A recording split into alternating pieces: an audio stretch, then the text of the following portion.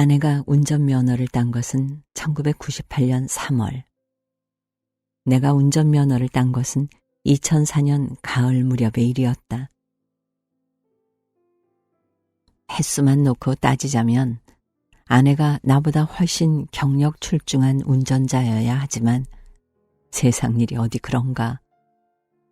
아내는 흔히들 말하는 장롱 면허의 대표주자로서 운전면허 취득 초기 겁도 없이 장인어른의 경차를 몰고 나갔다가 공터 흙무더기로 그대로 돌진. 이후 그 트라우마 때문에 2번 다시 핸들을 넘보지 않는 사람이었다. 덕분에 가족들이 고향 가는 일이 생기거나 아이들이 급히 병원 갈 일이 벌어지면 어김없이 내가 호출되어 2시간이든 5시간이든 혼자 핸들을 움켜잡고 있어야만 했다. 때때로 출근길에 남편을 직장까지 태워다주는 이웃집 아내들을 부러운 눈으로 바라본 적도 있었으나 한편 핸들을 잡을 때마다 우쭐한 심사가 되었던 것도 사실이다. 가족을 등 뒤에 태우고 운전대를 잡으면 어쩐지 가장으로서의 역할, 위치 같은 촌스러운 마음이 슬며슬며 고개를 들기도 했으니까. 그런 아내가 다시 운전을 하겠다고 선언한 것은 1달 전의 일이었다. 아무래도 혼자 힘만으로 직장과 아이들, 어린이집까지 2번 걸음하는 것이 힘에 부친 모양이었다. 택시를 타기도 버스를 타기도 애매한 거리. 더구나 계절은 칼바람이 몰아치는 겨울의 정중앙으로 달려가고 있었다. 둘째와 셋째는 사흘 간격으로 바통 터치하듯 감기 몸살을 몰려봤던 터였다. 일단 아빠 차로 연수 받고 그 다음부터 아이들 태우고 다닐게.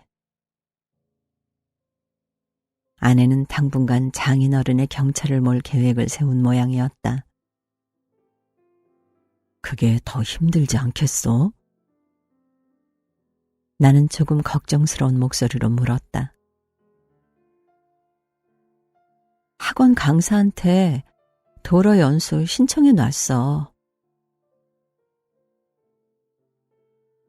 아내는 그 말을 한 뒤 잠시 침묵하다가 울먹거리는 목소리로 애들 셋 데리고 서 있으면 택시도 잘 안 태워준단 말이야 라고 웅얼거렸다. 나는 아침마다 집에서 나와 택시를 잡느라 종종거리는 아내를 생각했다. 아이들 셋을 데리고 시내버스에 오르려 애쓰는 아내 또한 상상해보았다. 그러자 내 걱정 따위는 아무것도 아니란 생각이 들었다. 그렇게 해봐. 내 차도 당신이 갖고 가서 몰고. 나는 제법 호기롭게 말했다. 다시 보름이 지난 뒤 나는 난생 처음 아내가 모는 차를 타게 되었다. 아내가 줄곧 운전 연수를 받았다는 장인어른의 경차였다. 말하자면 그날은 아내의 운전 실력이 그동안 얼마만큼 늘었는지 확인하는 자리였다. 마음은 놓이지 않았지만 아이들을 돌봐줄 사람이 없어서 모두 동행하기로 했다. 아이들 셋은 뒷좌석, 나는 조수석. 아내는 시동을 걸면서 우리를 한 번씩 바라보고는 씩 웃어 보였다.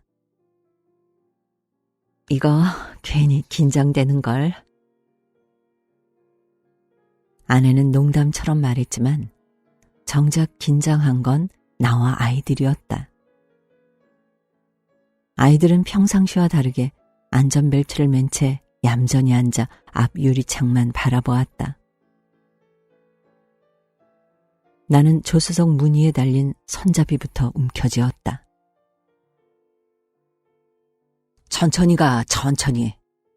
자신 없으면 나한테 넘기고.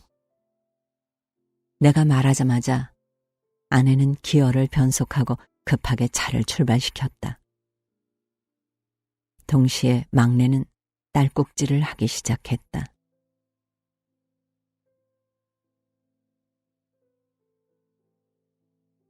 그날 아내가 직접 차를 운전한 거리는 약 10km 남짓. 그 짧다면 짧은 거리 동안 나는 세상 모든 기묘사들을 다 이해하고 사랑하게 되었고, 때때로 창밖으로 손을 내밀어 뒤에 따라오는 차들에게 먼저 가라고 수신호를 해야 했다. 출산을 앞둔 산모처럼 여러 번 흡, 하, 흡, 하 절로 라마즈 호흡법을 익히기도 했다. 그건 아이들도 마찬가지여서 누구 하나 떼를 쓰지도 말을 걸지도 않았다. 얼굴이 밝은 사람은 오직 아내뿐이었다. 나 운전 잘하지? 나 정말 운전에 재능 있나 봐.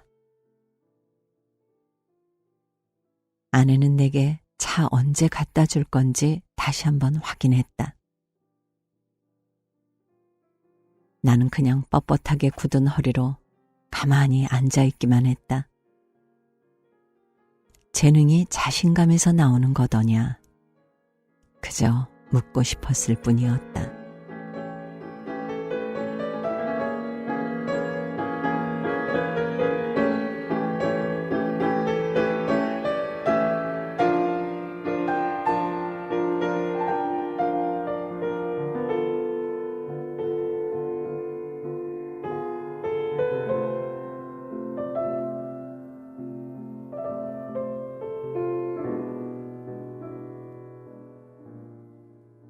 눈앞을 가리는 것.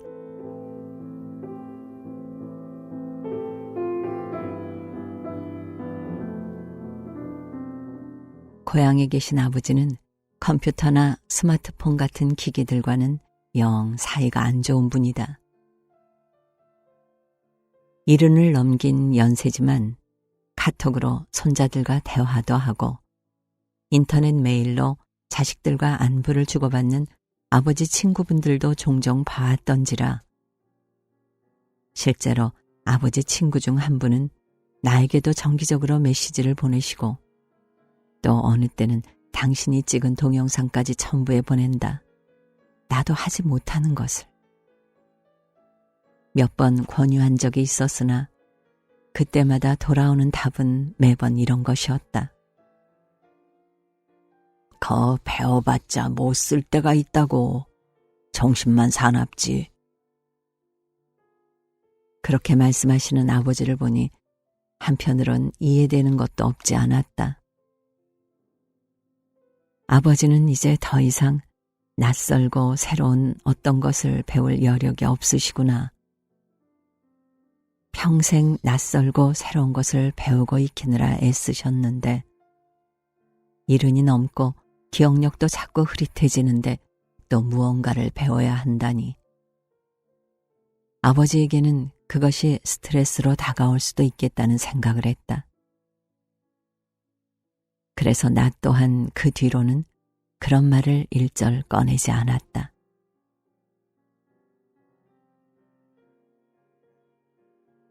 그러던 아버지가 손수 스마트폰을 장만해 내게 전화를 걸어온 것은 한 달 전의 일이었다. 애비야, 그거 뭐냐? 네 전화도 영상통화인가 뭔가 할 수 있는 거니? 나는 얼떨결에 그럼요 라고 대답했다. 그럼 네가 나한테 영상통화로 한번 걸어봐라. 나는 이거 배웠는데도 영 안 되네. 스마트폰을 구입하고 단 한 번도 영상통화 기능을 사용해 본 적 없던 나였지만 나는 별말 없이 아버지 뜻에 따랐다. 이게 무슨 일인가? 잠깐 걱정했던 것도 사실이다.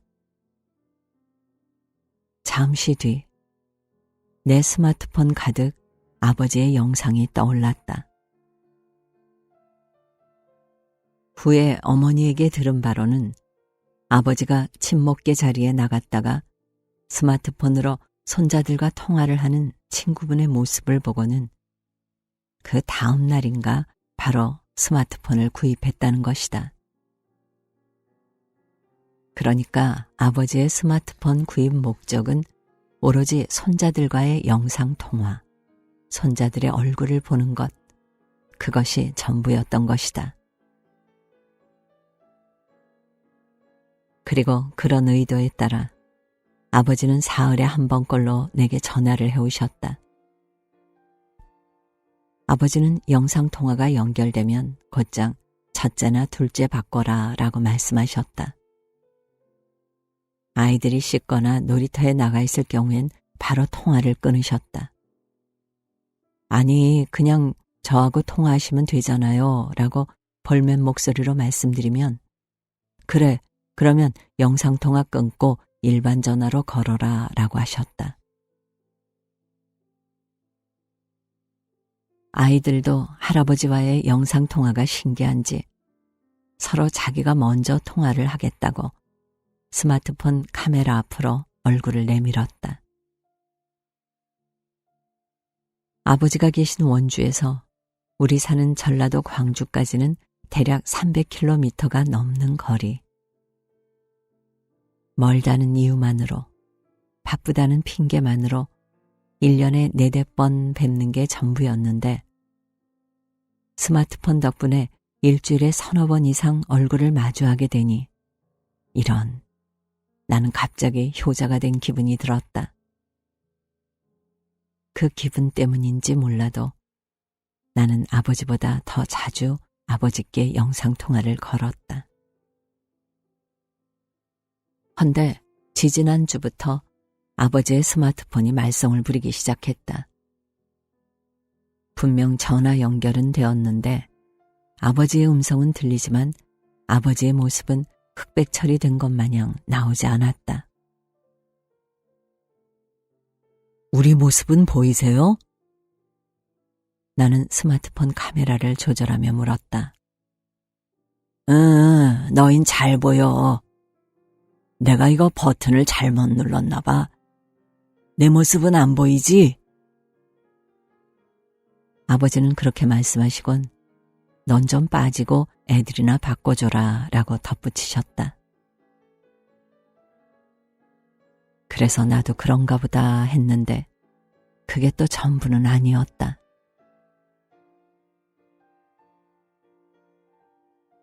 이것 또한 후에 며칠 지난 뒤 어머니를 통해서 알게 된 사실이지만 지지난주 아버지께서 산에 올랐다가 잠시 정신을 잃고 쓰러진 일이 있었다는 것이다. CT도 찍고 이런저런 검사를 하셨는데 그 때문에 병원에 입원도 하신 모양이었다. 그런 와중에 자식한테 영상통화가 오니 아버지는 간호사에게 부탁해 영상통화 기능 중 내 모습 숨기기 버튼을 찾아 누른 것이었다. 그랬으니 우리 모습은 보이고 당신 모습은 보이지 않았겠지. 지금은요? 지금은 괜찮으세요? 나는 조금 울적해진 목소리로 어머니께 물었다. 괜찮다고 하네. 빨리 나와서 손자들과 다시 영상통화한다고 저러신다. 나는 한동안 스마트폰만 부여잡고 있었다. 아버지의 얼굴이 자꾸 눈앞을 가렸다.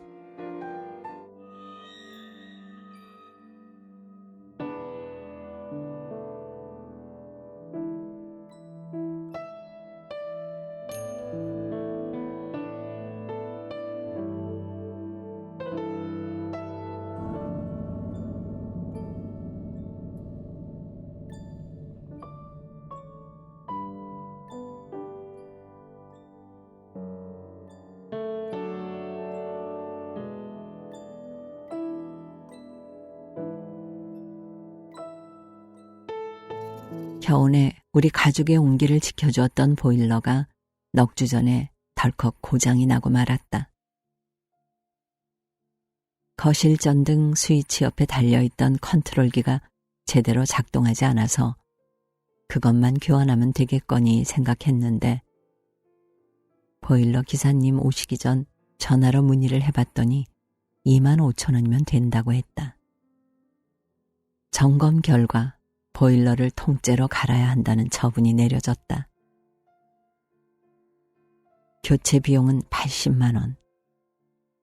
봄이라고 해도 유치원생 아이가 있는 집인지라 당장 보일러 없인 하루도 지낼 수 없고 월급쟁이 사정 빤한 탓에 여윳돈이 남아있는 것도 아니었다.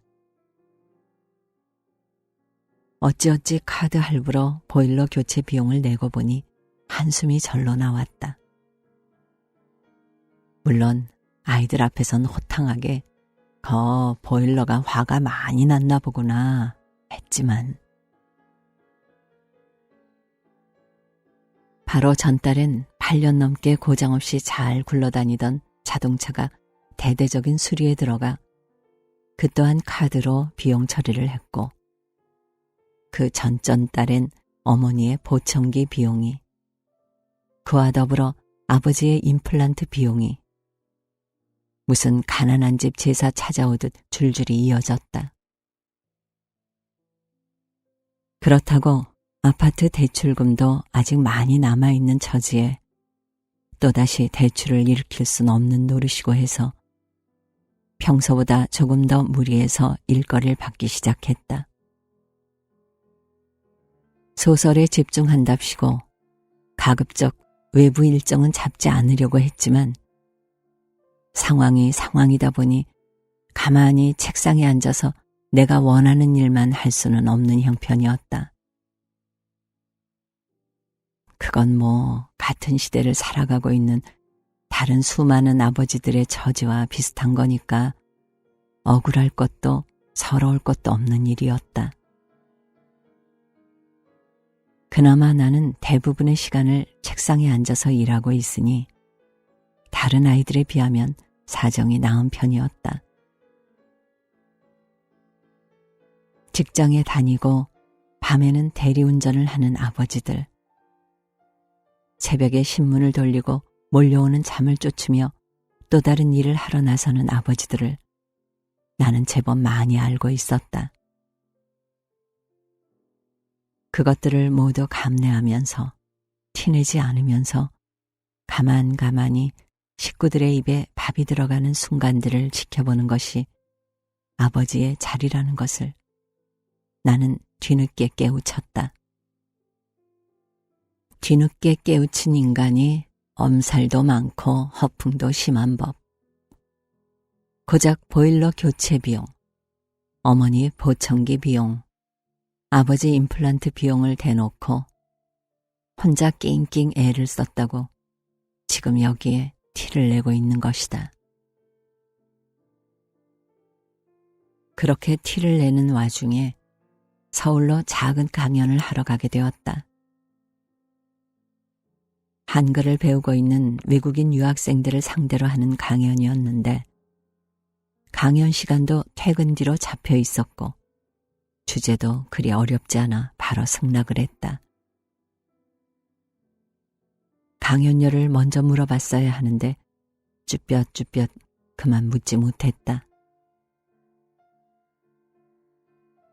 강연은 별다른 일 없이 무사히 마칠 수 있었고 외국인 유학생들과 사진도 몇 장 찍고 화기애애하게 헤어졌는데 문제는 그 뒤부터 벌어졌다. 원래 강연이나 특강을 하면 대개 강연료는 통장으로 자동이체를 해주는 게 관례인데 그 기관에선 곧바로 그 자리에서 현금으로 건네주었다. 물론 편지 봉투 속에 세금 명세서와 함께. 예전엔 다 이렇게 드렸잖아요. 이게 좀 인간적인 것 같아서. 담당 직원도 나도 좀 머쓱한 기분이 들었지만 그래도 서로 웃으면서 편지 봉투를 주고받았다. 이상한 것은 그때부터 나의 마음이 조금 싱숭생숭하게 변했다는 점이다. 원래 받은 강연료로 이번 달 카드 할부금을 내면 되겠거니 생각했는데 막상 현금이 주머니 속에 들어있으니 어쩐지 집에 가기도 싫고 왜 이렇게 인생을 쪼잔하게 사나 하는 생각도 들고 마음이 심란해진 것이었다. 아, 그래서 그 옛날 우리 외할아버지께서 소팔로 장에만 가셨다 하면 항상 그 돈으로 노름을 하셨구나. 뭐 그런 생각까지 머릿속에 스쳐 지나갔다.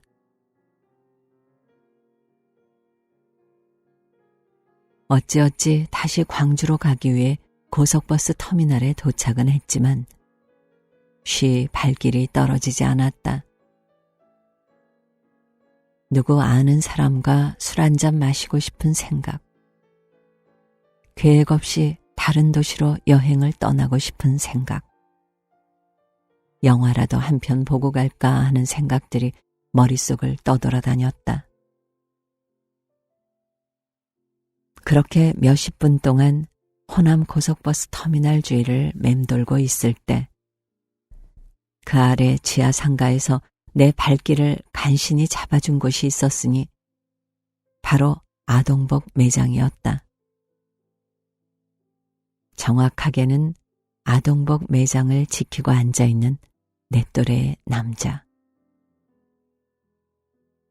다른 여성복 매장은 사람들로 붐볐으나 유독 그 남자가 앉아있는 아동복 매장은 한산했다.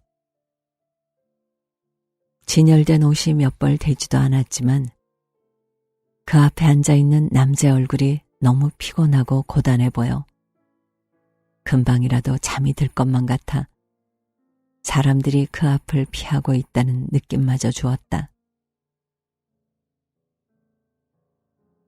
나는 알 수 없는 감정에 휩싸여 제자리에 멈춰 선 채 그 남자를 힐끔힐끔 쳐다보았다. 어쩐지 그 남자의 얼굴이 내 얼굴인 것만 같다고 생각했지만 다시 생각해보니 나를 기다리고 있는 다른 누군가의 얼굴인 것만 같았다.